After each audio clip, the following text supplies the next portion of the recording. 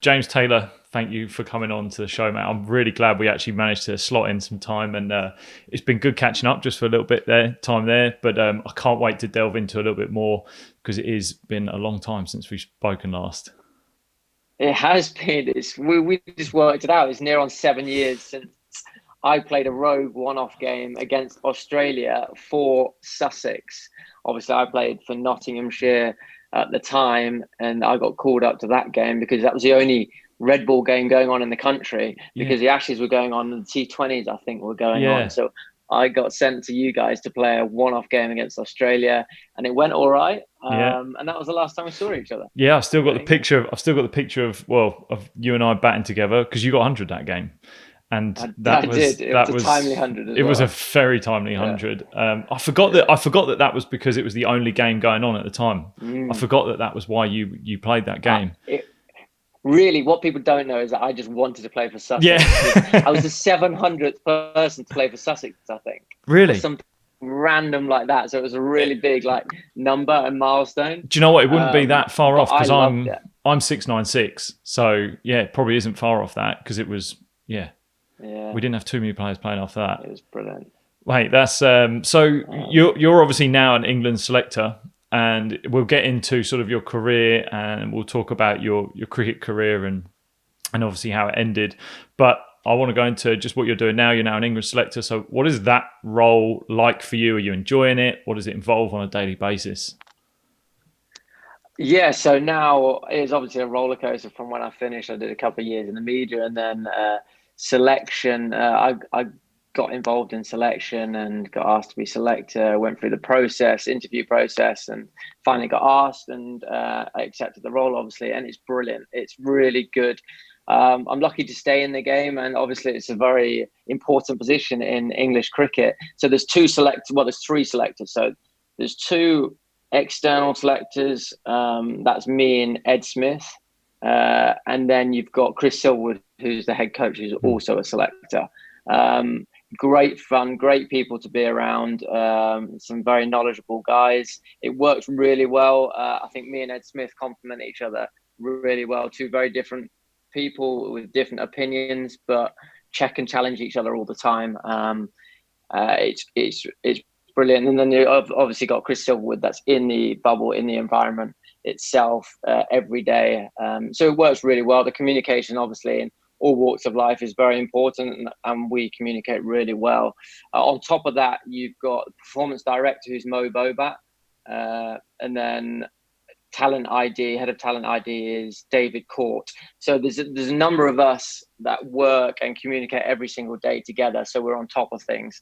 And then below us, we've got scouts, a number of different scouts, varying from um, guys that have played a lot of Test cricket to not so much, a lot of ODIs to not so many ODIs, a lot of county cricket, in both wicket keepers, batsmen, bowlers, spin bowlers, everything. So we've got a number of areas covered amongst us, and they kind of all filter into us. All the scout reports on every single game filter into us. So there's a lot of communicating going on, but that needs to be the case to get everything, every base covered. And this is the thing, because at county cricket, when you're a player, you assume the selectors probably, it might have been, actually, it was very different back in the day, but you assume the selectors might miss something or Mm. they might not pay any attention to certain counties. But those are just the eyes on that I mentioned there. But every single ball is captured on footage. So I can see Yeah. when if I'm not at a game that day, I go home and I watch every single bit of footage that I need to watch, put it like that, on those individuals that I'm keen on having a look at and keeping an eye on. So we don't miss anything. It's our one job. So Yeah. we're across it, which is really good. Well, technology must be playing like such an amazing part of that role as well, because you're right. Like I reckon it was far more. I mean, pretty much around when what was your first year when you turned pro? You were 2000 and 2007, yeah. I So I was reckon, 2010, my last year of school. and then Yeah. I reckon that sort of whole I mean, the cameras were definitely not as good anyway, but the cameras at the end of the game capturing most of the balls, like the analytics was starting to really pump up a little bit. And now you can there's games being live streamed at the moment. They're all live streamed today. So there's never going to be a chance of you missing anything. But you're probably right. You probably think there was probably a scout or someone who may have missed something, and that could lead you. Yeah, exactly. And now there's no excuse like to miss something. We shouldn't miss something now, because if we haven't got a scout, that's the other thing. So we work it. It's a system, so that we've always got somebody covering one game. So if I'm not there or Ed's not there, we've always got a scout there. Right. And if for some reason we happen to miss it eyes on, we will capture it with the footage. And so often I'm at a game, let's say I'm at the Oval, I'm going to be at the Oval Sunday and Monday coming up. I've got my eyes on this game, but I've got an iPad and a laptop going with the streams. So I follow everything. So it's really good. Technology is a massive help. And that's another part of selection. All the analytics and the analysis guys that we're constantly in contact with, so we're not missing anything that might be important for us reselection. So how much majority of your stuff is actually, say, hands-on, but like actually at the venue, and have you got a list of people that you kind of eyeing up at the time, and then you'll just move around to follow them? Yeah, exactly. We've always got our individuals that we want to look at and keep an eye on. But the great thing is when you're at those games, seeing those individuals that are, let's say, at the top of the list, if we had a list of individuals, you're at that game looking at them, but then you see another individual, another young guy coming, or somebody that's impressed you.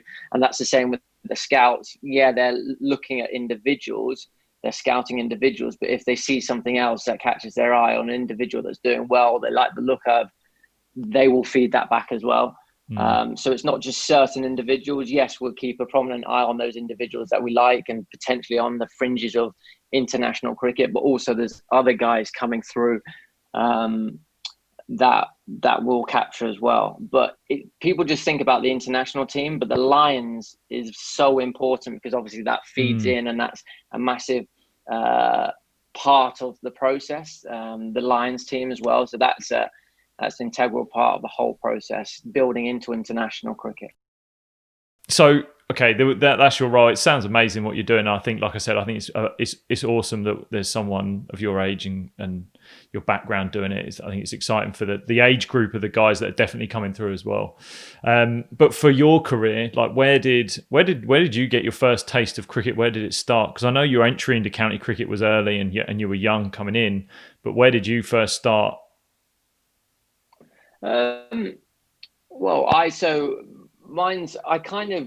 I went through the whole pathway. So county age group, Midlands, so regional stuff, then the first stages of England, which is England under 15s, England under 17s, England under 19s, into first class cricket, played a under 19s World Cup.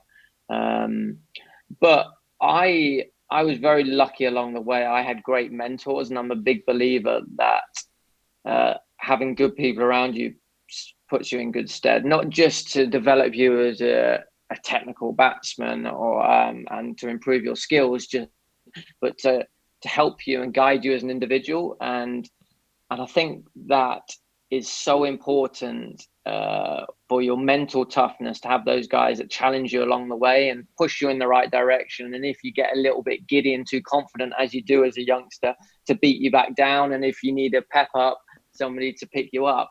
And that balance is so important. And to learn how to train as well is vital. Yeah. And I was very fortunate along my journey from a baby, aged 8, when I first kind of got into cricket at school. I had my first coach, a guy called Steve Schofield.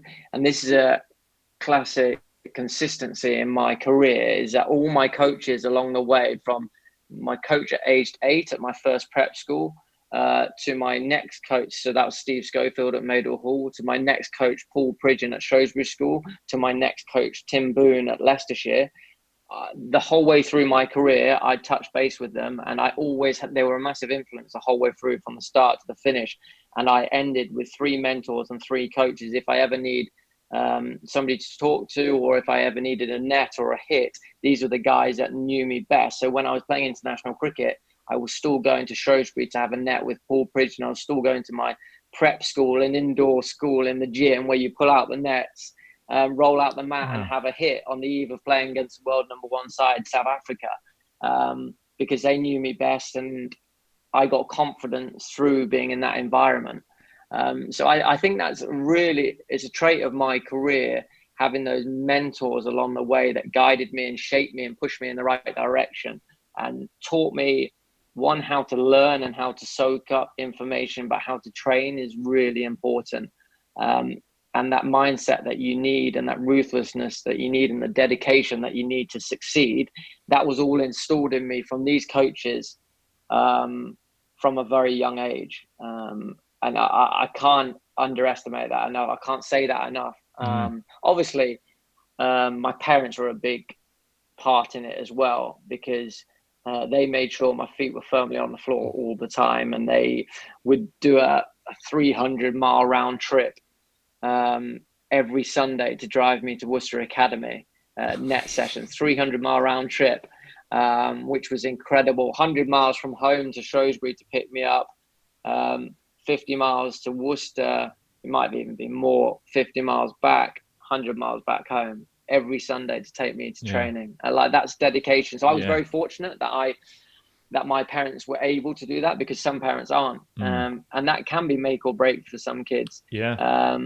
The availability and the access to training facilities, I was incredibly lucky that I had people that were able to have the time and sacrifice their time to put into me.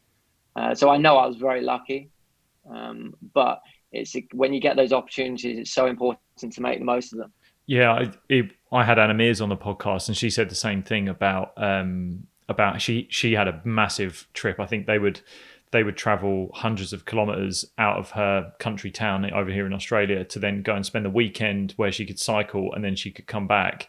And her parents would do that Friday night, right? We're going away for the weekend. Anna's going to cycle, and they'd come back, and she was right. It was make or break. But her parents said that you have to want to do this. Like, is this what you want to do? Because if it is, we're doing it.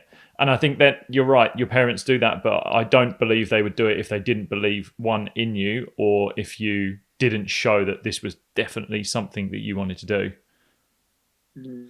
Yeah, it's a good point. I don't know at what stage I thought I was going to do it as a living. I imagine I didn't think anything else. I was going to play football, rugby, or cricket because that's what I love to do and that's what I was good at, and that's all I knew. I lived to play sport.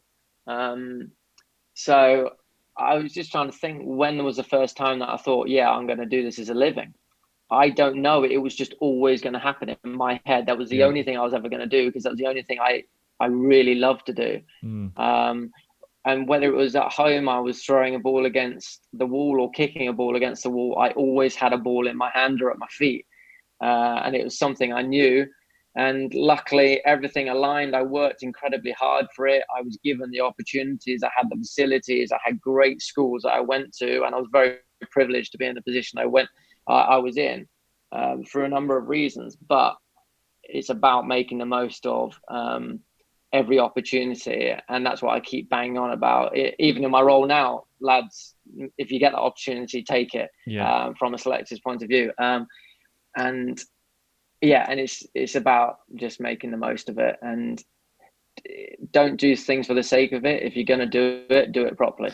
And that's everything in life. If you're going to do it, you might as well do it properly. Yeah, so you were talking about your training and your mentors growing up. I totally agree with having strong mentors and having that touch point. And I actually think I probably should have had some more when I was growing up. It wasn't until I actually made it into county cricket that I started to find them. I probably just naturally how it happened. But that training that you're doing, because you were renowned for your training, like if there wasn't too far when someone uttered the words of James Taylor, that they would say like, Jesus, he trains like intense. One, what sort of things were you doing? What was your approach to training? And what do you think, because you were physical as well, like your physical fitness was a big part of your training. So I'll get onto the physical, I think, in a bit, but you mentioned about the mental toughness. So what were the sort of things that you were doing that was going to allow you to build that mental toughness? Yeah, I love my training. My motto was train hard, play easy. Yeah. So it might be a cliche, but do everything you can off the field. So when you get on the field, you can relax and play. I never wanted to be in that position. It happened a couple of times in my career where I was thinking, right, now I need to reverse sweep. Damn, I haven't practiced it enough, so I'm not going to have that in my armory today. And I never wanted to be in that position. I had everything covered, so when I'm in the game, I can just go out and play it, because I believe your confidence comes through your training, and that's where mine does, and I believe that should be the case in most people. So get everything done off the field, so when you go on the field, you can just relax and play. And I always wanted to be the one that has done more than everybody else. I was out training when he wasn't.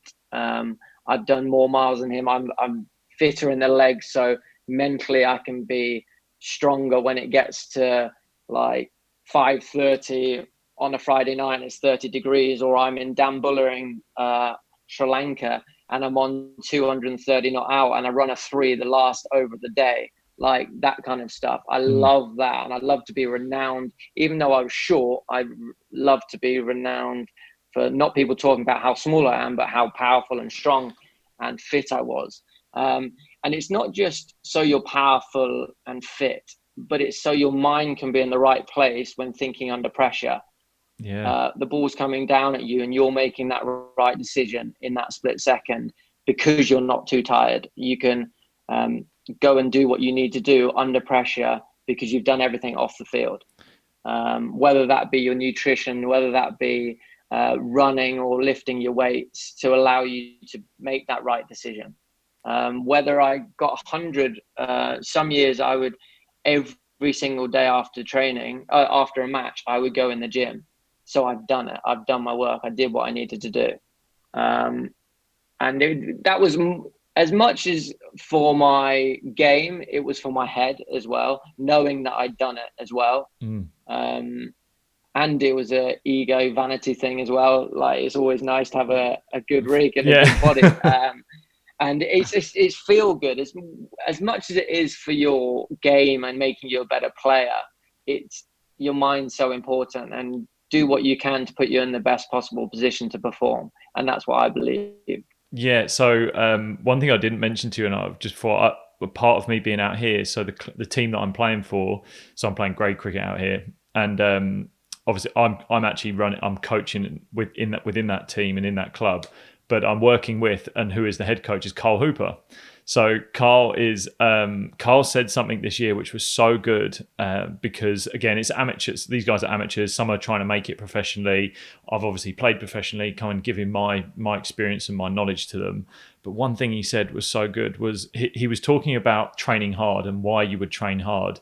And he said, you want to deposit that work so that when you come up against someone else and the heat is on, you fight for it that little bit more because you've put in that hard work, and you won't concede to the fact when deep down you know that you haven't worked hard and you haven't earned it. And I thought, do you know what? He's so right.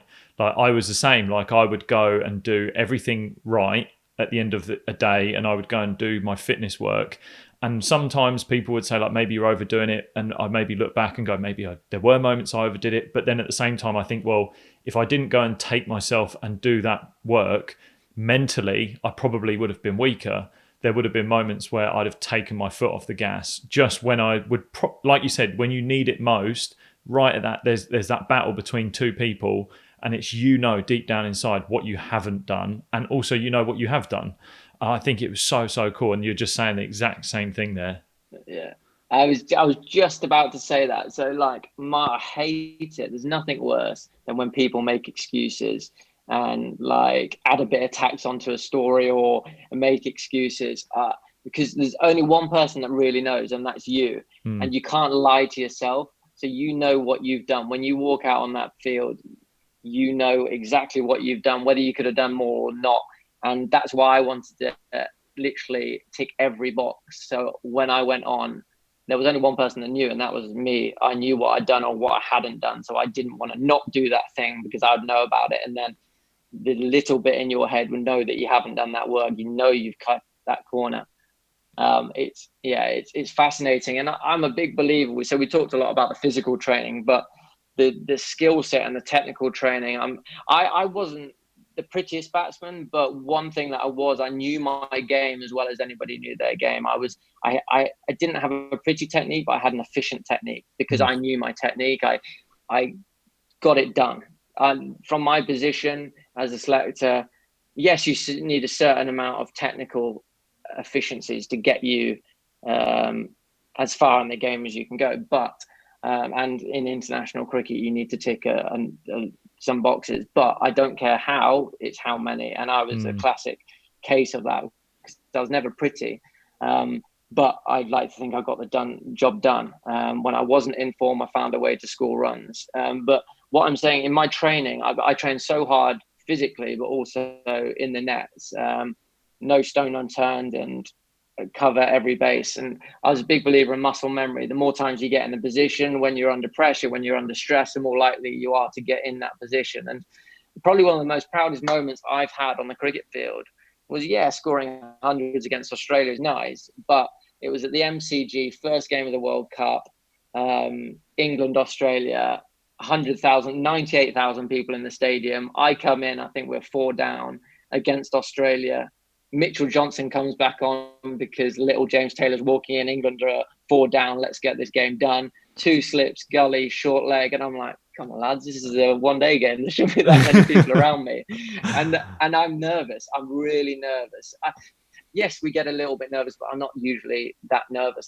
I'm nervous. But I stood at the crease, think it might have been George Bailey or Aaron Finch at short leg. And I'm like, thinking to myself, I'm really nervous, but I'm going to be all right. I've done this so many times. I've worked that hard on that many occasions. My technique will get me out of trouble. Yeah, it's not pretty. Yeah, when I get nervous and adrenaline's pumping, I move too much, but I know I'm going to move too much, but I know my hands will get me out of trouble. I know my technique is efficient enough. Whatever it looks like, it's going to get me out of trouble.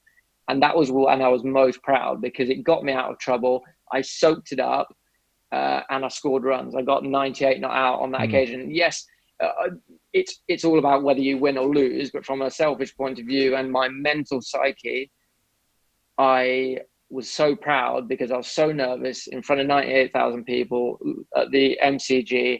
We were under the pump and I sucked it up and I soaked up that pressure, and my technique got me through because of all those moments that I'd worked on in the previous 10 years, 15 years. You're talking about a lot of stuff there that's really around your self-awareness. So was that something that you worked on at a young age, or is this kind of now a bit more of a self-reflection thing? Because I know I have now had self-reflection after my career and everything, but I also do think I was fairly, actually more towards the end of my career, I was getting more self-aware. But was that something that you were working on or had been told about? This is why it fascinates me. The mental side of the game fascinates me so much, or in life it does. And through my experiences, I've learned so much. I haven't consciously worked on anything. I'm just a big believer in gaining as much as you can through different experiences and learning from those experiences. And I've learned a lot over the way just through putting myself in different positions. And I love being challenged. I love proving people wrong, and I love having as many experiences as I can. And that's like when I was name me, Lewis, like name me how many people played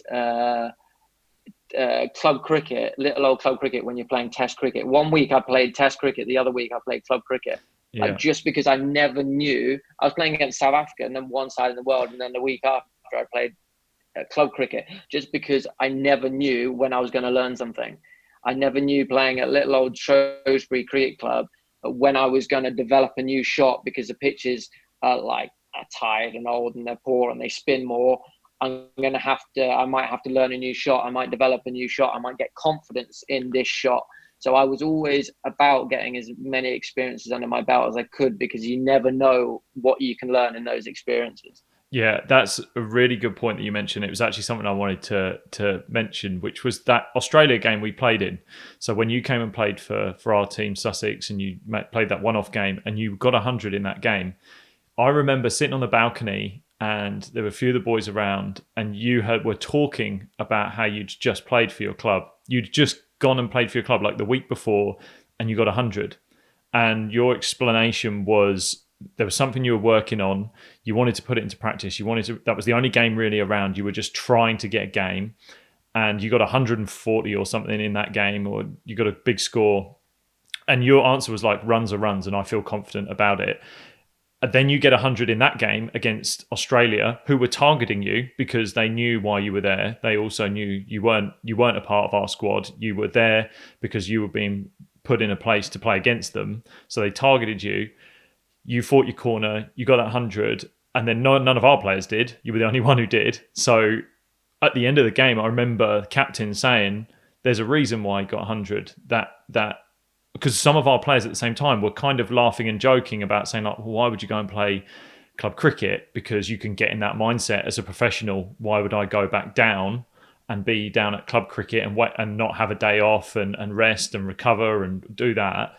But your answer was no. There's an opportunity there to go and learn, and I think that was something that really opened my eyes. And because I was always a big advocate, if there was an opportunity for me to go and play for my club and to go and either, whether it was to help them out because they're my mates as well and my brother's there, and also if there was an opportunity for me to learn something about myself, whether it was like take an occasion on, try and bowl a new ball that I was working on, is like it's the best practice that you can get to. So that's such a good mindset to have. And the more also, like, I have these certain sayings, like, for example, I relish the challenge. I relish pressure. What people say is pressure. Like, for me, I say, you've heard it before, get comfortable being uncomfortable. And that's what I'm talking about. Do as many experiences, challenge yourself as much as possible. You've played a lot of first class cricket and stuff. And how often do people just go through the motions? You just go through the motions because it is a long season. I get that. But it's so important to challenge yourself. It's so important to put yourself under pressure. And my thing is, I find pressure really fascinating. For me, it's just a word. It's how people perceive pressure to be. For me, it's an opportunity. I flip it on its head, and to flip it on its head, I go, how good am I going to look? Like Australia versus England, 98,000 people. Yes, I'm kicking myself, but this is going to look good when I do well. This is going to look really good. Like, so in county cricket, I can remember growing up and there's guys in my team going, oh my God, Stuart Meek is playing. He bowls 90 miles an hour. Chris Tremlett's playing for Surrey. Oh my God, he's tall. He gets a lot of bounce. He's bowling really fast at the minute. And I'm like, how good is this going to look? So you just flip it. If there's an obstacle in your way, that obstacle is an opportunity. That's classic. And that's the way I always thought. This, to flip it completely on its head, is not shit, this could look really ugly. Yes, don't get me wrong, I had my motivators that were in my head that got me going, because a big drive, it's funny, after all I've said, a big driver of mine was fear of failure. So that drove me on big time. But also the pressure situations I use as opportunities. So you flip it on its head and go, how good am I going to look when I come out on top here? I don't think that it's even more of an opportunity. I don't think that fear of failure ever goes. It's always there, no matter how nervous or how confident you are. That is always there. It's like a non-negotiable. It's just whether how much attention you give it. And then if you're just focused on that, then it's completely debilitating. Exactly. Yeah, and I think it's a really good thing, though. I think having a fear of failure is something that drives you on. It certainly drove me on, because I didn't want to fail. I worked that bit harder to allow myself the best opportunity not to fail, or not to fail. So it's funny, and that's why your head is so important, and what drivers you have, what motivates you. Like, my motivator was proving people wrong. And some people say, listen to the psychologist, that might be, they wouldn't recommend that, but it worked for me. Big drivers, fear of failure. Alistair Cook had a massive fear of failure, probably hence why he was so mentally tough, because he kept on battling through. Yeah. It's fascinating. It really intrigues me. Did you train that pressure? Because I really like the idea of and I'm thinking back to even my own career, and there are players that I've definitely played with, like you said, in that county season. You can go through the motions, you can train, you can go get your underarm throws, and the ball, obviously, like when you're out in the middle, the ball moves fast. Like there's no about it. Anyone who's listening to this that hasn't played cricket, and if you've not seen a cricket match, like the ball is rock hard. It can move at 90 plus mile an hour. You don't get much time to see it. So it does require a level of training in order to deal with that sort of thing. And it swings in the air, and then it spins off the pitch. It does all sorts of stuff. So that level of training, and you do see it's crazy, like to see professionals who will train at almost like a lesser level sometimes, because they kind of, I guess it's their ego, they're protecting their ego a little bit. They don't want to damage it. They don't want to they may be fearing failure in the nets. They may be fearing failure at training, but that's the perfect time to fail because there's no repercussion on it essentially. And I know that I've tried to put myself in uncomfortable positions, like just doing the role of like a night watchman, for example. Again, if people don't know what that is, it's a lower order batsman like myself goes in to protect the higher order batsman at the end of the day.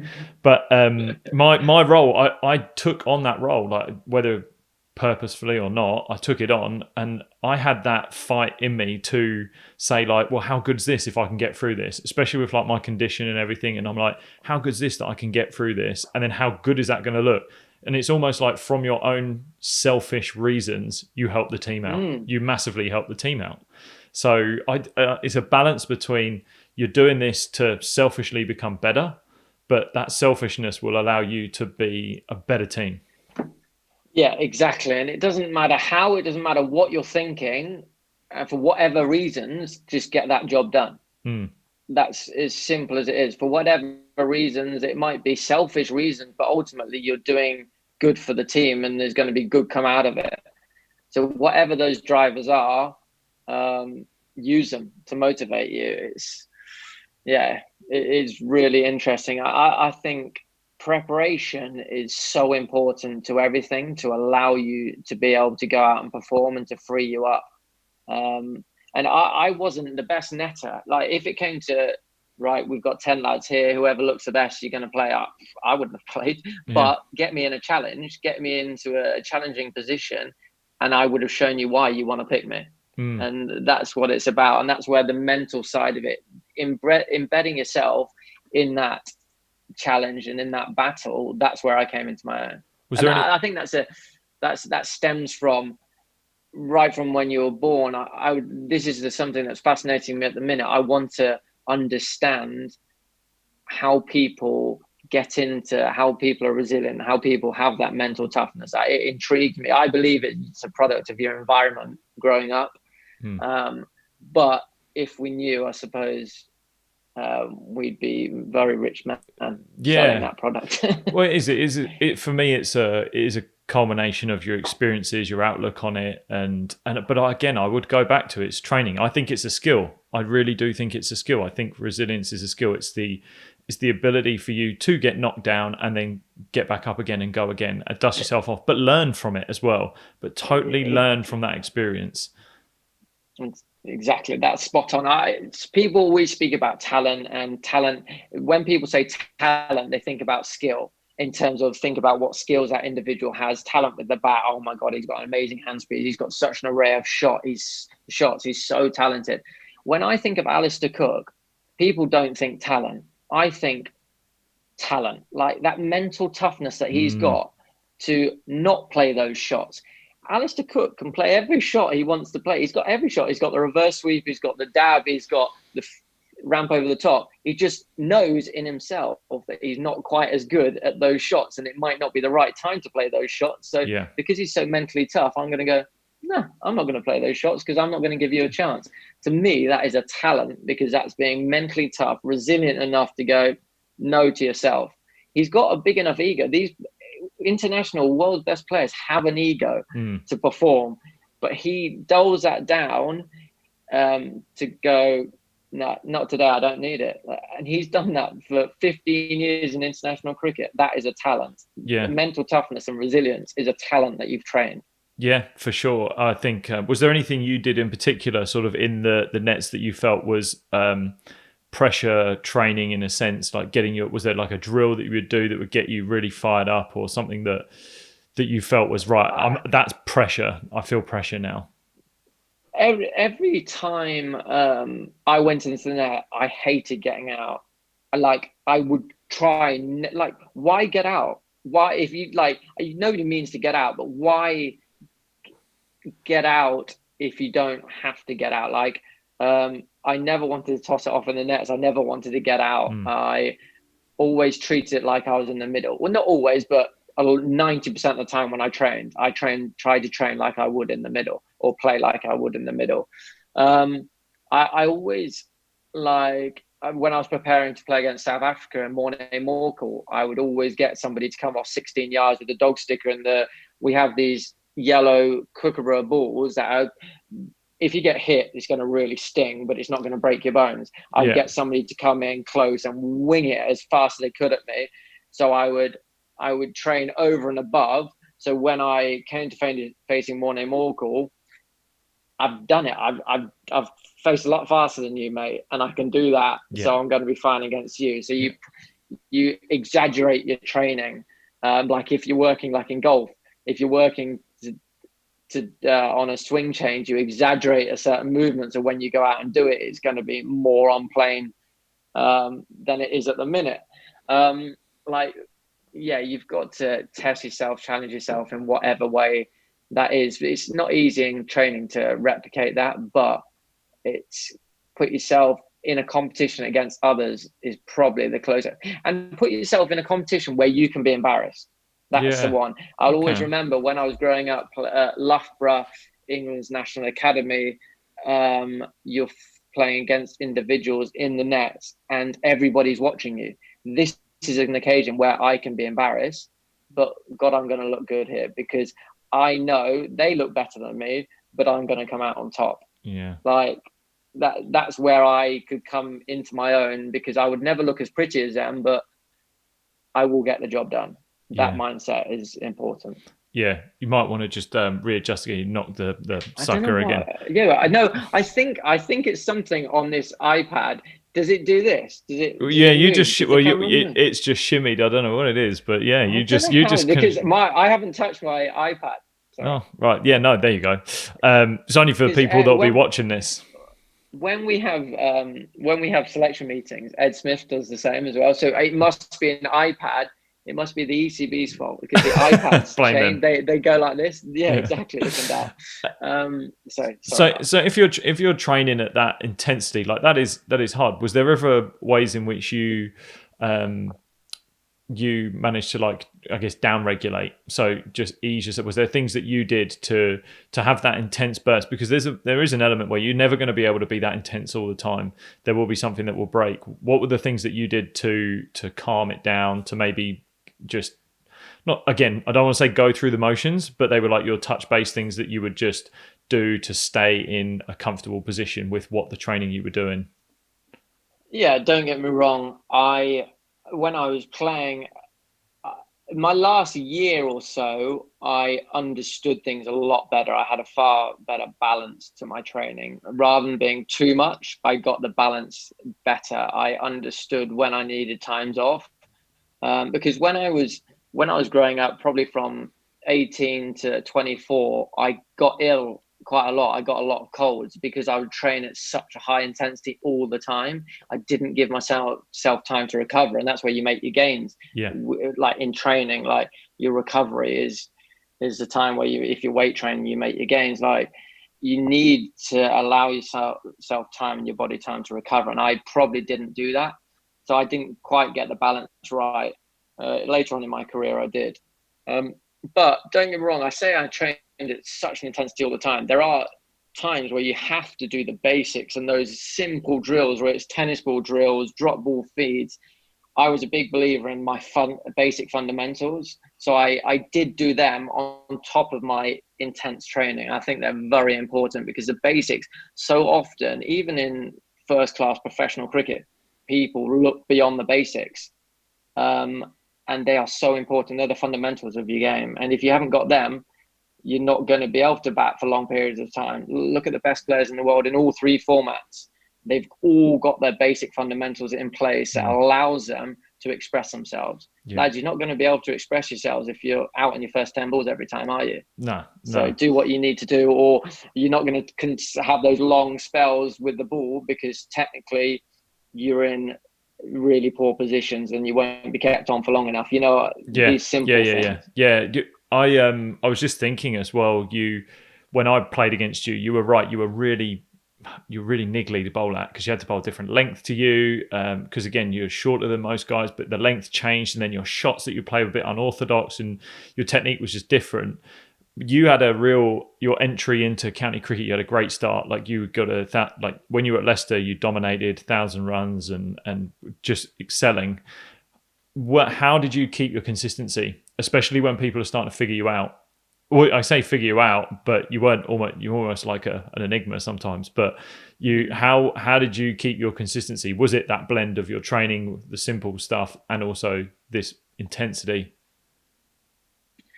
Yeah, sorry, I was just going to touch on something you mentioned there about I was like the shot options I had against you and stuff like that. And I mentioned it before about preparation, why preparation is so important to give you that advantage. Like so often I believe players walk into you know how it is in change rooms, you're waiting to bat and you're talking absolute rubbish. You're talking about stuff. And yeah, there are times when you do that because sometimes. you need to get your head, the game's that long and you're in that long a season. That you can't just be focused all the time. Yeah. But preparation is so important. I never wanted to walk out to the middle and get to the middle and something be a surprise. I would always envisage and picture you bowling at me and how you were trying to get me out, number one, but also what options I had against you. If the ball was there, where am I going to hit it? What the field might be, what my options are. So every time I walk to the crease, whether it be a 1 day game or a 4 day game, I knew what my options are. And if I'm going to, Tamal Mills, if I'm going to be setting myself for the short ball and I'm going to take him down here on the short ball, I might concede on the front foot. Like what positions I might need to get into. You're already that far ahead of the game that you've given yourself the best chance. Like, yeah, you might not succeed every time, but you've given yourself the best chance. I'm not surprised when Tamal Mills comes in and tries to hit me on the toe first ball or tries to knock me on the head. Like, you know, you're not surprised. You're trying to be that far ahead. But in terms of going back to your question, it's funny, like I was so disciplined when I first came into the game. My first season, I shouldn't have played at Leicester. I was still a schoolboy playing first class cricket. And it wasn't very pretty, to be fair. I think I averaged like 12, but I knew I had to evolve as a cricketer, and I knew what I did wrong and the technical deficiencies I had that I needed to get better.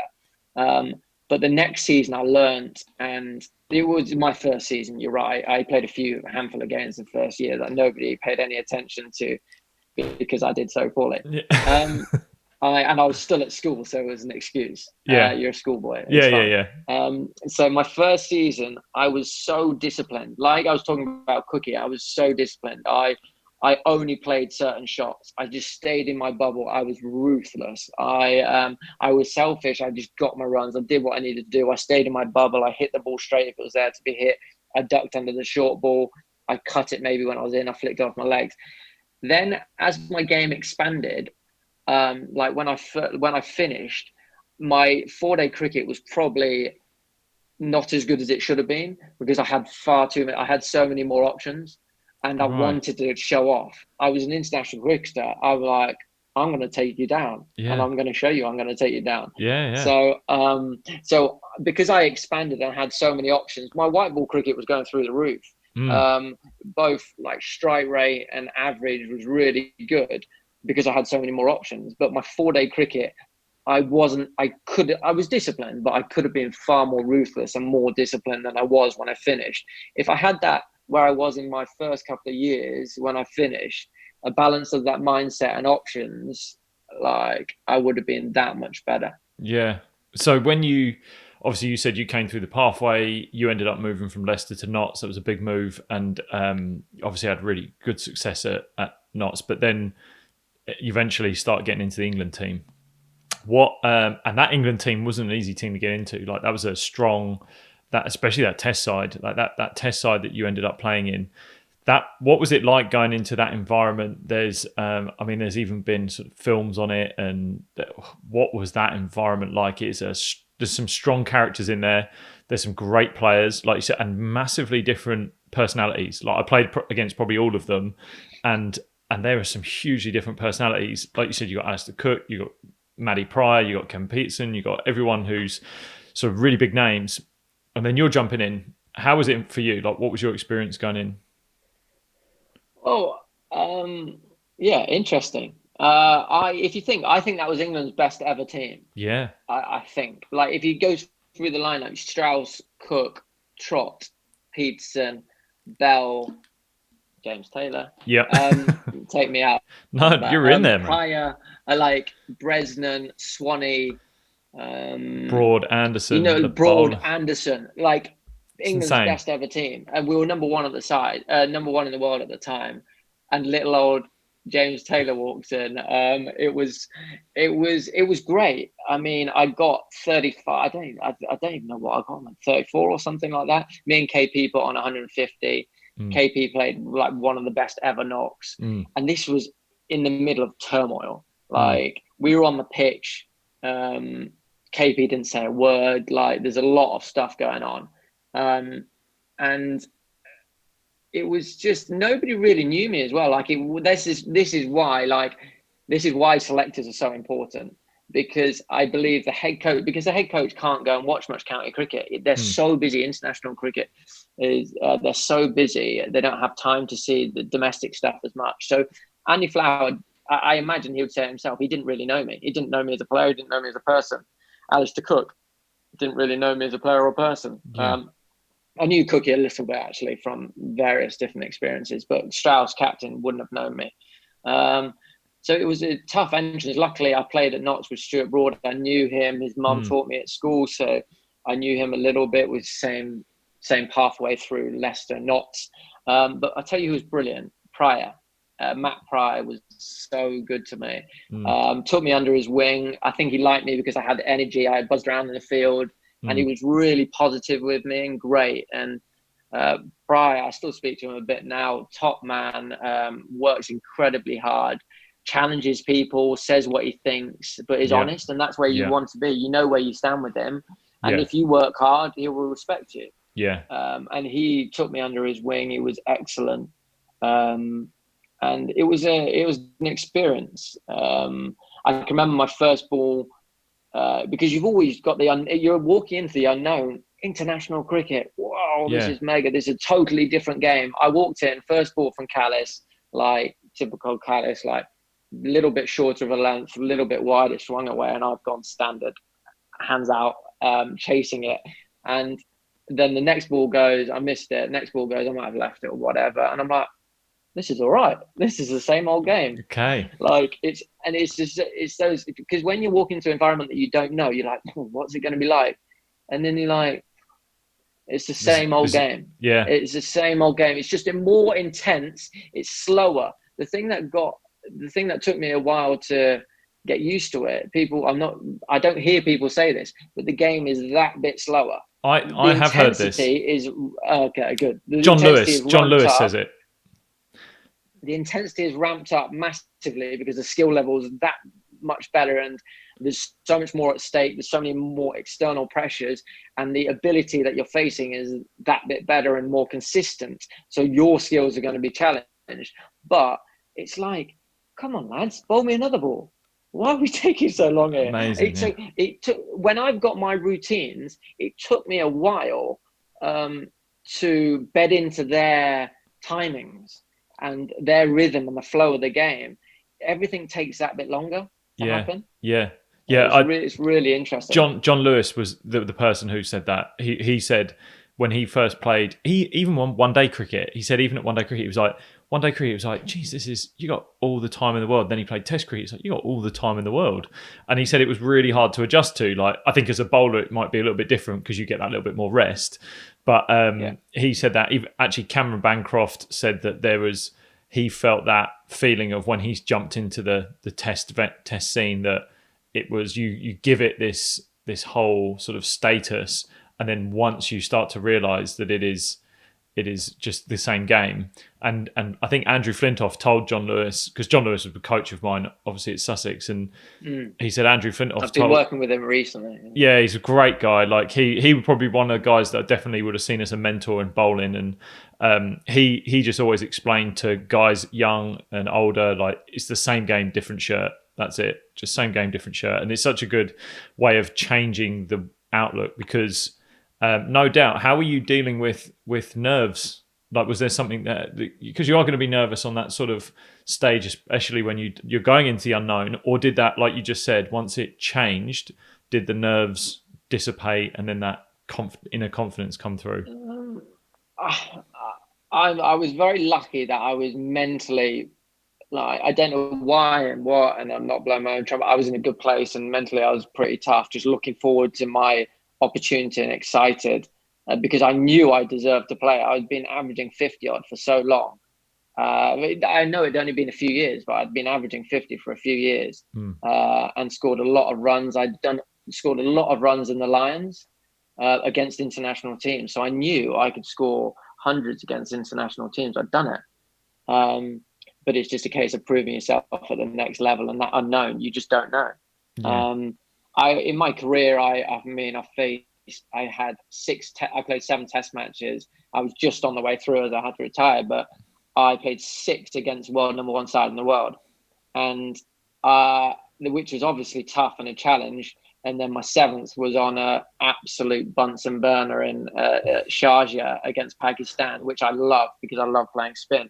And that was my comeback. And that was like my debut again. But for that one, like, I thought I was ready for the first one. I was only 21, so I couldn't have been that ready, but I thought I was ready. And I was in a good place, and I definitely should have played, and I should have played more.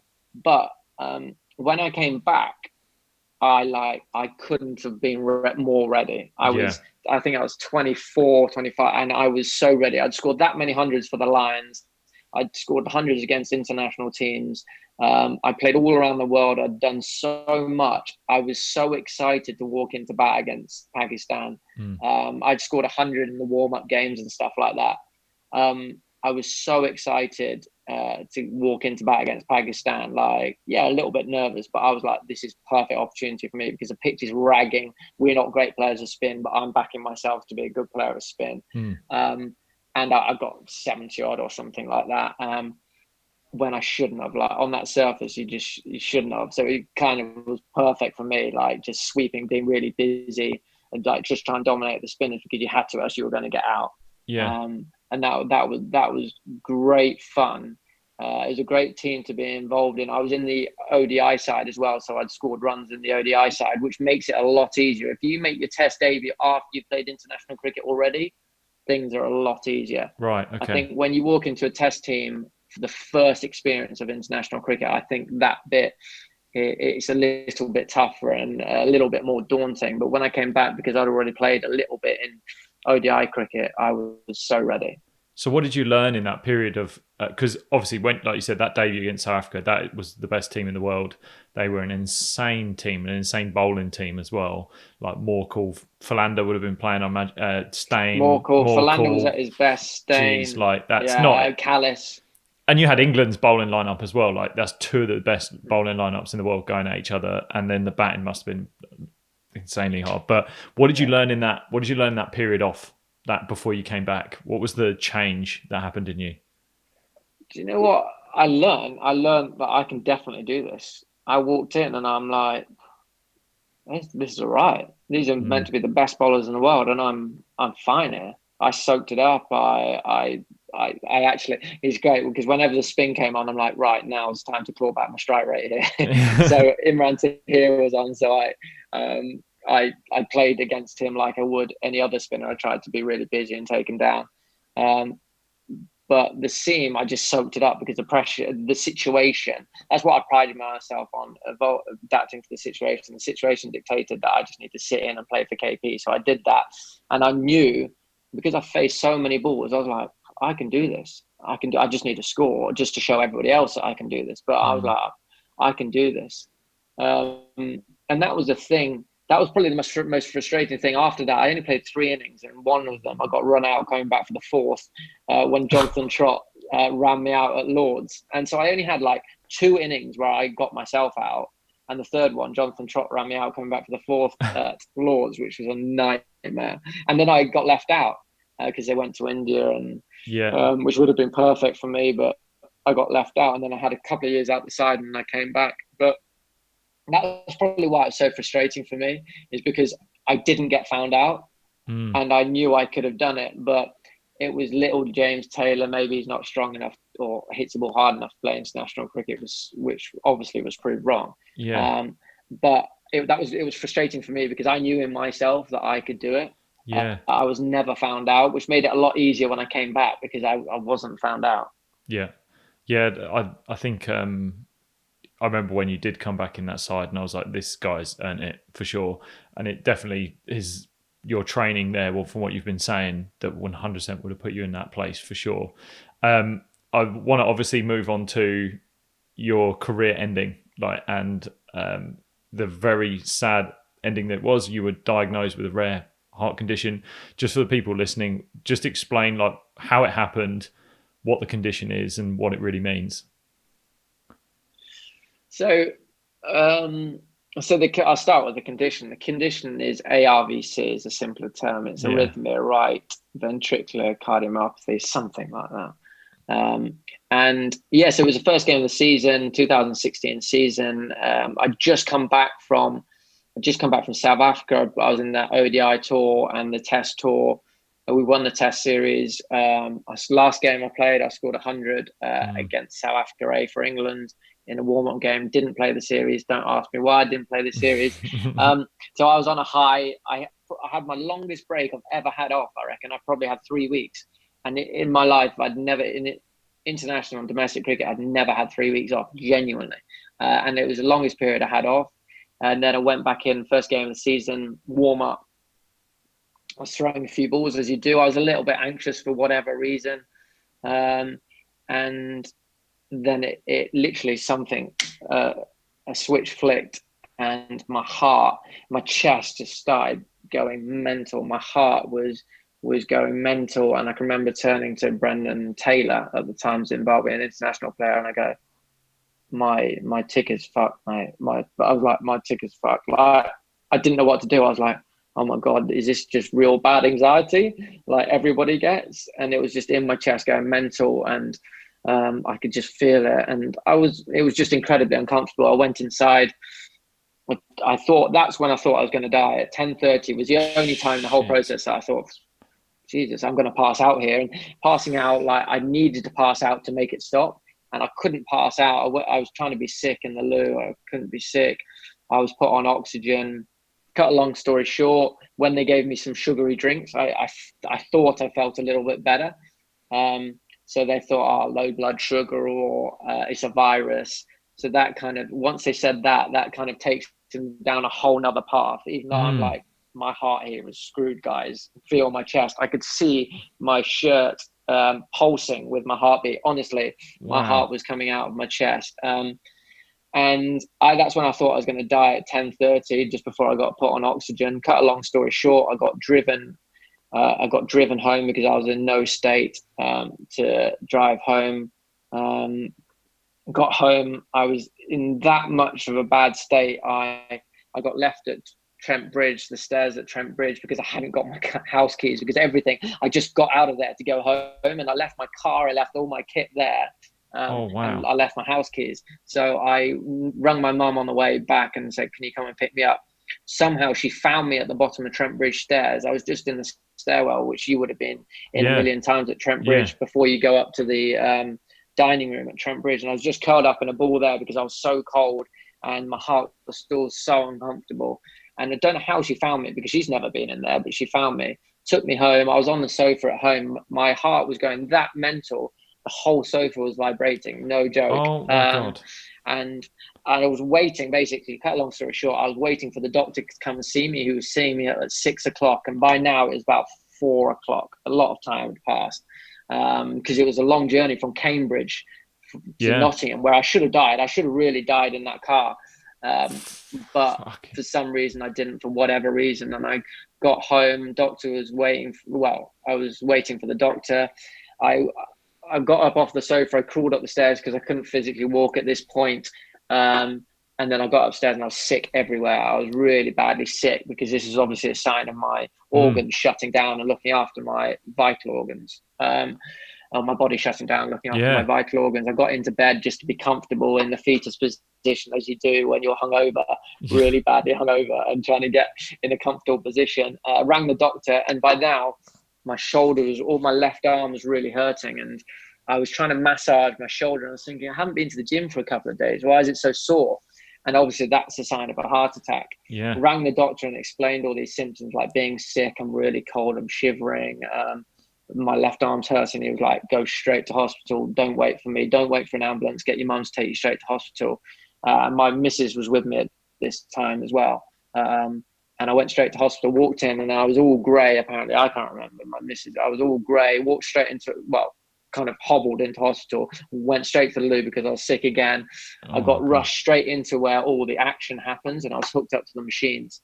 And like you see in Casualty, you see in these films, where all the action happens, and they plumbed me in, and the doctor's face, like, I've never seen anything like it before. They just couldn't believe. My heart rate was going at 265 beats per minute. 265? 265 beats per minute. And obviously I'd been like that since 10:30. Now it's about 5:30. And bearing in mind, with my condition, if you have an attack, you die. If it presents, you die. Generally, 80% of people, I found out later, this condition's found in postmortems. 80% of cases that have this and it presents is found in postmortem. So I was incredibly lucky. The doctor said, cut a long story short, the anaesthetist was going to come in to put me to sleep, because the only way to get me out of this rhythm was to shock me, or the drugs were going to work, and the drugs weren't working. Me being me, I was adamant that the drugs are going to work. He's not going to have to put me to sleep and shock me back in, like you see in the films. And the anaesthetist was just about to come, and then suddenly my heart rate goes from 265 beats per minute. Imagine the noise in the theatre with all the machines going at 265 beats per minute, and then it suddenly just clicks and goes straight back down to 60 beats per minute. And as soon as that happened, I was sick everywhere again. Oh my God. And then the doctor said, we think you've had a heart attack. Cut a long story short, loads of it happened. It was more a cardiac arrest than a heart attack. Because of my condition. And it took 3.5 weeks in hospital to find out this condition. And I couldn't physically walk for the first week because of what my body had been through. It was like the equivalent of doing 5 to 6 marathons on the bounce. What my body had gone through. So luckily, the thing that saved me, I believe, is because my heart was structurally, it was in a good shape because I was so fit. But obviously there's a lot of damage and a lot of bad stuff going on. So that put me in really good shape to be able to survive an attack that I should never have survived. A couple of months later, I had an operation when I was in hospital, but then I had another major heart operation, which attached a defibrillator in my chest. Which, so if something goes, it's like a safety net. If something goes wrong, it like reboots me back and it restarts my heart. That's the only way I can describe it. It like electrocutes you to reset your heart. And that's happened twice since, which is pretty scary. That's happened already. Twice, yeah. So it happened 3 weeks after. It happened 3 weeks after. 3 weeks after it got put in. So how it didn't burst out my chest, I don't know. It kind of like, it shoots me like about 1 meter or 2 back. And I was actually on stage at the time. This is the worst thing. I was on stage doing a Q&A at the time. I was stressed. I'd been really busy in the day before.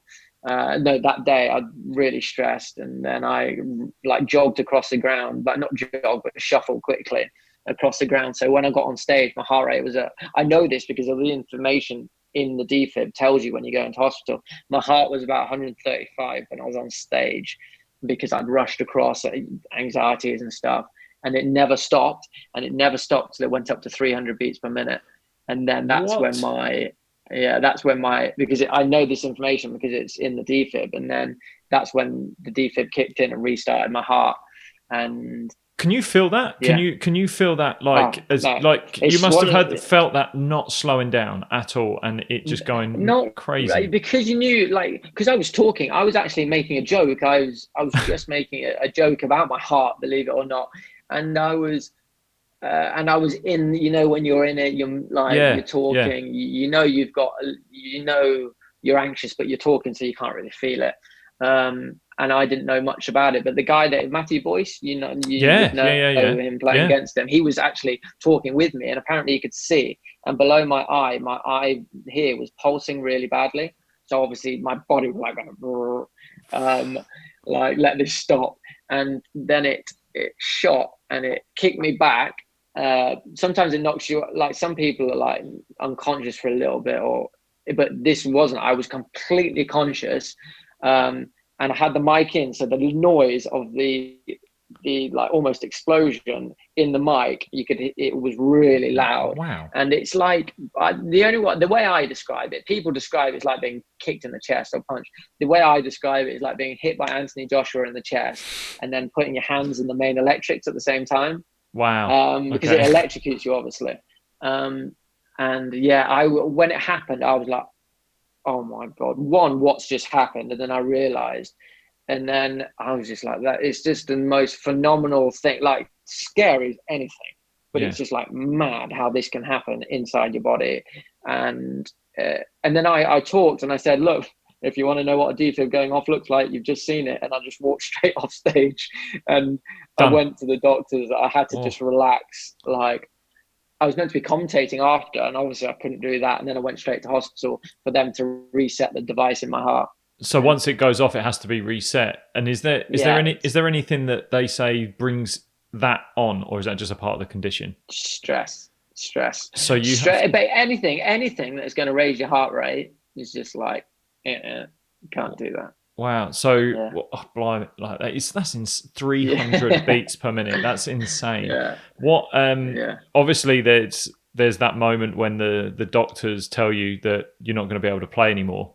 How did they broach that, and how did it go for you? What was your reaction? It can be a brutal time. So these are the things that I missed out on the story. When I got rushed into hospital, I knew that the Sri Lanka series was only 2-3 weeks away. England versus Sri Lanka, and I was in the test team at the time, and I was like, just get me ready. I walked into hospital and I said, just make sure I'm right for 3 weeks time. I'm playing Sri Lanka in 3 weeks time. And the doctor, really nice Indian guy, loved his cricket and he knew who I was. And so he knew what I was talking about. And I was like, just get me ready for Sri Lanka, And obviously he's thinking, not a chance in hell are you going to be playing any cricket. And I'm like, just get me. So it shows where my head was. My body was absolutely screwed, like shutting down, broken. But my head was like, just get me ready for Sri Lanka. I just need to be ready for Sri Lanka. And then obviously, fast forward a week or so, the doctors are brutal. And like you're lucky if you get some really, like the doctors are amazing, they're phenomenal, but certain doctors tell you stuff one way and certain doctors tell you another. Some are blunt and brutal. It is what it is. But at the end of the day, this is your life. And my life, as I knew it, all I'd done since I was born was play sport, have a ball at my feet or in my hands, throwing, kicking. And this was my life as well. It was my job. And I was just at the start of my journey, smashing international cricket. And then this was like, you can't play any sport again. You can't exercise again. You can't drink again. You can't do this. You can't do that. Your life that you know it is over, mate. And I'm like, you just go, oof. You like break down. And Jeez. it was incredibly tough. It was like an ego blow, massive ego dent. You're used to being the best at what you do. Now you can't do that. What can I do? I can't do anything. I can't drink. I can't exercise. All I've known in my life is exercise. I can't do that. So what can I do? And he was like, oh, you can play golf. And I was like, golf? This is an old man's sport. I'm not playing golf. And now, so again, fast forward, now the golf has been the thing that saved my life, really. Yeah. Like, it sounds really bizarre that I'm putting so much on golf and it's an old man sport, but it's been brilliant. It's given me an opportunity to challenge myself, learn a new sport, be competitive again, because it's the one thing of my condition. I can't be competitive because obviously that raises your heart rate and your adrenaline level No way. and stuff like that. So golf has been brilliant for that. But it was brutal finding a way. And for the first time in life, professional sportsmen, you're invincible. I was invincible. I was 26. I was at the peak of my powers. I was fit as anything, playing international cricket, traveling the world. And then that all goes, no, mate, you're not doing that again, let alone that's your job and you're being paid pretty healthy. Yeah. So you're like, what am I going to do? Huge ego dent. You learn that you're not invincible for the first time. Couldn't, let alone all the physical issues that were going on. I couldn't physically walk. Every time I walked up a set of stairs, I thought I was going to have another heart attack. These major heart surgeries. I couldn't move my arm above here for the first 3 months after having the surgery, because the wires that are screwed into the bottom of my heart will come out my heart if I lift my arm up. Oh my God. Like things that people don't know. Yeah. I can't sleep on my left side because of my heart beat on the bed is like, because it's irregular. I feel it all the time and I'm so conscious of it. I can't drink alcohol. Every time I cross the road, I think twice about it because it might spike my heart rate. All these insecurities that people don't think about. Yeah. I have thousands and thousands of ectopic beats a day, which is like somebody flicking you in the chest. Wow. Yeah, it's mental. What from a mental side, like how are you said about the identity, and I get that because pretty much not shortly after you retired, I ended up having my career-ending injury, and nothing like you. I'm very fortunate I can still play at a amateur level because of the intensity it's at, and I can still play because there's not as much schedule. But I think for when I heard you were retiring, I was so gutted for you because I'd met you in that game and you were such a good guy, and I've known how hard you worked, and to then hear that you couldn't exercise, because I know how much you liked your exercise. That was the thing. How did you deal with? And I actually, do you know what? I honestly I still struggle with it. Recently, even in the last coming months, you lose that identity, but you also don't lose the identity of being a cricketer. You kind of always still feel it. You always feel a part of that group, whether you've played one first-class match or 100 test matches. You kind of have been a part of that, and that's an identity that you never lose. I struggle right now with the feeling of, shit, I could just jump over the fence and feel like I could just go out there and play, and this is how I would do it, and I feel I'm still good enough, and it's what I want to do. And I don't think I'm ever going to lose that. I honestly don't think I am at the moment. And I think for me, it's been about managing it. I don't know what it's been like for you. That's the difference between me and you. I think it makes it a lot easier in a way. It sounds me mad saying this. It makes it a lot easier that no, I know I can't. Yeah. If I went and played, I would have a heart attack before I got to the crease, let alone. Because just everything about it is going to raise your heart rate, whether you get nervous or you exercise, like when you're running between the wickets, that's going to raise my heart rate, mate. I've had a net. A guy called Sam Wood, off spinner for Notts, played for Notts, left-handed batter, lovely guy, one of my close mates. So I do some coaching with him and I help him, and he wanted to bowl at me. So I batted against him. So I can still bat against spin in the nets if I want, and that's fine. But knowing that I can't go out and perform makes it a lot easier. It's I mean, the hardest thing is a massive ego dent. When you're used to being the best at something and now you're not, and your identity, like you say, there's James Taylor, international cricketer. No, not anymore, mate. That's the thing. So it's a real ego dent. So it takes a lot of time to get over that. But I'm lucky. The way my head works, it's always what can I do and not what I can't. Yeah. And that's the way. If there's an obstacle in the way, it's a challenge and it's an opportunity. like these are cliches, but this is the way I think, luckily. Mm. And I'm very lucky that I've never dwelt on it. Like, Yep. it would be very easy to wallow in self-pity, not in an arrogant way. Oh, I haven't done that. I just, the way I've thought, I'm always thinking, what can I do now, or what's the next challenge? Yep. Like, I'm looking for, what can I look forward to? Um, and that's the way my head works. I've always been really positive through my upbringing for whatever reason, and it's just looking forward, not looking back, not dwelling on things. It's always having that mindset of what can I do, not what I can't. Yeah. Have you felt you've replaced that purpose that in your life? Um, Probably not. I mean, my life now is a lot more low key than it Yeah. was. Yeah. But that's why golf is so big for me now, because it's the one thing I can do, and I love learning. I love Yeah. learning like physically. I love learning like a technical sport. Like, I always loved batting, hence why I never knew when I could learn something. Now golf, um, I love learning. If I could, I would have a golf coach walking around the course with me all day, every day, because cricket, I generally knew it. Yeah, I didn't know everything, but I knew a lot because I'd Mm. done it for so long at a certain level. But golf is something completely new. I'm learning all the time, and it's great. And I'm getting better and better. I'm challenging myself every time I go out on the course, whether I'm playing on my own or against somebody. I'm trying to beat my previous score, getting lower than my handicap, Yeah. trying to get to scratch. It's exciting. It's really good, man. It's just you v you, isn't it? Golf. Like, Yeah, exactly. it's making me want to get back into it and get my clubs out. I Yeah, need to get sent over here. yeah, Is there? I know you.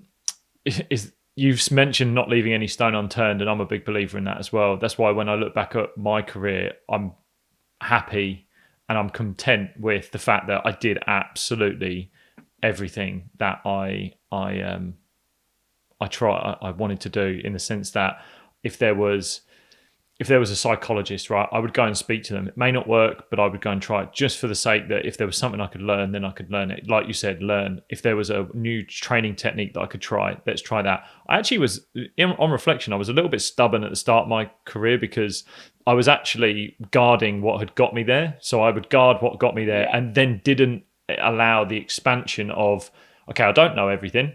I really don't know everything, because once you hit county cricket, then your career really starts. And then I didn't know yeah. everything, and I wanted to make sure that I didn't leave any stone unturned. So, did you have the? Do you feel that's held you? Are you in a similar place now, looking back at what you did? Yeah, I'm really pleased that when I finished, I didn't have any regrets. Like, it's easy me saying, "Oh, I didn't have any regrets. I never did anything wrong." Yeah, of course, there's plenty of things that I wish I did better. I wish I scored more runs. I wish I didn't drop that catch or miss Yeah, that run yeah. out. But there's, in a general, like, in general, I'm so glad I did everything. I gave myself the best chance because of the way I trained, the way I prepared, the things that I achieved. I played international cricket. I scored 100 for England. I played a lot against the best teams in the world, whether it be in ODI cricket or Test cricket. I toured the world. I finished at the peak. My last game I played, I scored 100 in an England shirt. Mm. Um, like, not many people can say they did that, and I was very lucky that I finished at the top, really. Even though it was the start of my journey in international cricket, and people say, "Oh, that is so frustrating." Yeah, it is. I didn't achieve what I wanted to achieve, but I played plenty of times for England. I played in the World Cup. I did plenty of things in my career that I wanted to do. And I was in such a good headspace when I finished, which is really bizarre, like, Mm. which really helped me, because I knew what I needed to do in international cricket to get better. Once I'd reflected on that tour in South Africa, and I was like, right, I'm going to smash it now. I knew exactly what I needed to do. Um, which I think helped me. Most people would say that'd be really frustrating, but it really helped me that I was content in where I was at, and it allowed me to go on and deal with the challenges that I had in front of me. Mm. What is there? Like, looking back, is there something that you kind of would look at yourself, that you think, from your condition, from when you finished, that you've learned the most about yourself? Um, I can deal with a challenge, that's Yeah. for sure. Like, I think this is certainly the most proud I've ever been. I mean, it's been a mad ride over the last, Mm. like the first 2 years were mental, like what I was experiencing. Like in hospital, everything that went wrong could have gone wrong. Like from the biopsies that they couldn't do because the area of the heart that was so bad was on such a thin wall of my heart that they couldn't do the biopsy because they would pierce my heart wall if it went wrong. Things like this. Like the more investigating they did, the more it was bad. Like the more investigating they did, the more blood clots they found in my heart. These are things that people don't know. Like I had a few blood clots in my heart. Like everything, every corner that I turned was like slammed in my face. Like the door was slammed hard in my face.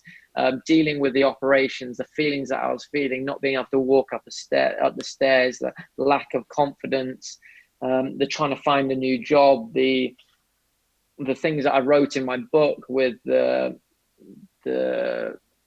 like my scans in the past all showed up that I had heart irregularities, but nothing was done about it. Like going through all of that was so tough, but to come through it and being like, it's a great ride, it's a great experience, and it's a challenge, but fuck, it's been mad. Like, but fine. I'm mentally, that was the biggest thing. Mentally, like I've done really well. Yeah.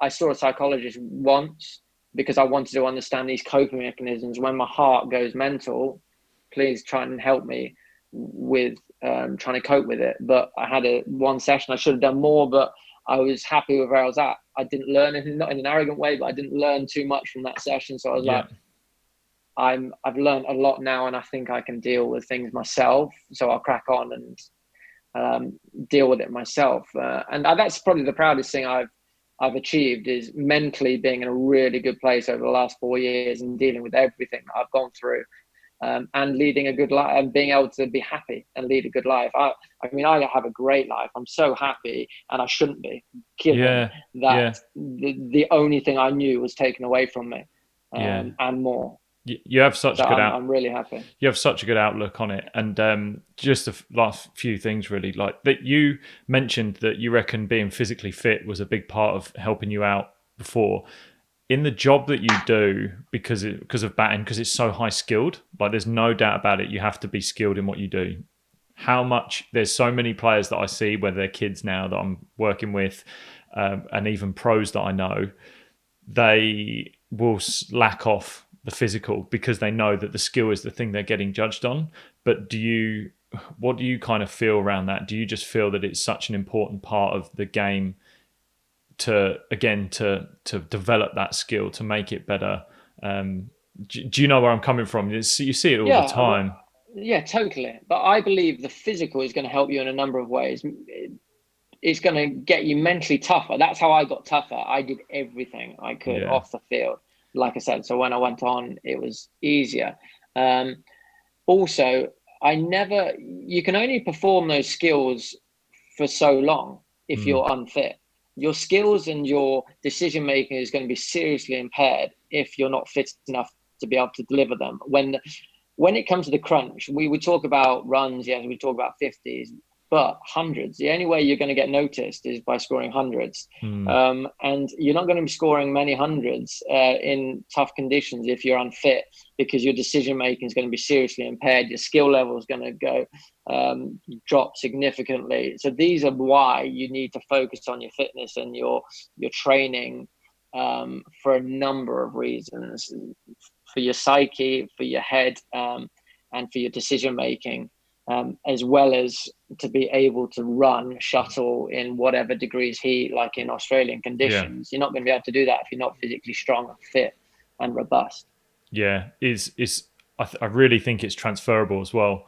Like the ability to just train and like go out for a run, go out and get to the gym, do something that is getting you away from that comfort of wanting to just sit on the sofa, watch TV, and go and do that work. It will show up later on in your career. It will show up later on when you're trying to achieve that 100 or whatever skill, whatever sport you're playing, that big moment that you need.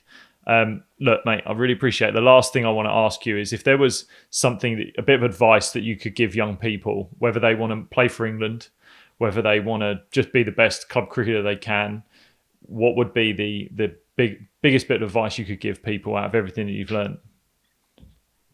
Um, the blunt one first. It's not worth doing unless you're going to do it properly. Like you Hmm. might as well just throw everything into it because why not try and be better at what you're doing?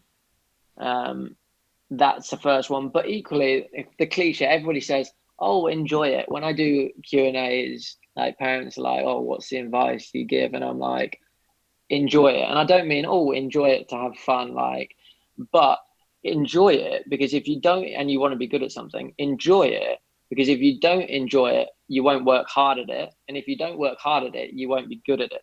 Mm, And when you're good at something, that's when you can really enjoy it. yeah. Like you can enjoy being in the top of your field. You can enjoy being good with your mates. Um, so it's worth like whether your aspirations to just be a good club cricketer, whether it's to be a professional cricketer, international cricketer, it doesn't matter. But whatever field level you're playing at, enjoy it for a number of reasons. And that's not just enjoy it to enjoy it with your mates. If you want to get good, you won't get good if you don't enjoy it because you won't work hard enough at it and then you won't be good.